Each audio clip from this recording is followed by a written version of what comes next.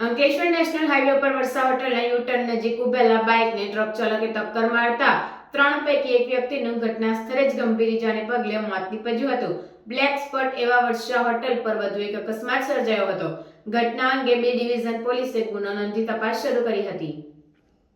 અંકલેશ્વરના સારંગપુર ગામની પદ્માવતી નગર સોસાયટીમાં રહેતા રિંકુસિંહ, મુનેન્દ્ર પ્રતાપસિંહ અને તેઓના કૌટુંબિક મામા સત્યેન્દ્રસિંહ તેમજ 55 વર્ષીય નાના કૃષ્ણપાલસિંહ ગંગાસિંહ કુશવાહા સાથે બાઇક લઈ અંડારાથી ટાઇલ્સ ફિટિંગનું કામ પૂર્ણ કરી પરત પોતાના ઘરે જઈ રહ્યા હતા. તે દરમિયાન અંકલેશ્વર નેશનલ હાઈવે ઉપર વર્ષા હોટલના યુ-ટર્ન નજીક ટ્રાફિક હોવાથી તેઓ બાઇક થોભાવી ઉભેલા હતા.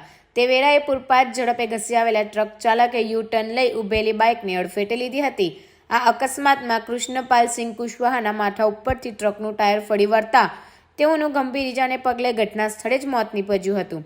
જ્યારે રિંકુસિંહ અને સત્યેન્દ્રસિંહને સામાન્ય ઇજાઓ પહોંચી હતી. અકસ્માત અંગે અંકલેશ્વર B ડિવિઝન પોલીસે ગુનો નોંધી તપાસ હાથ ધરી છે.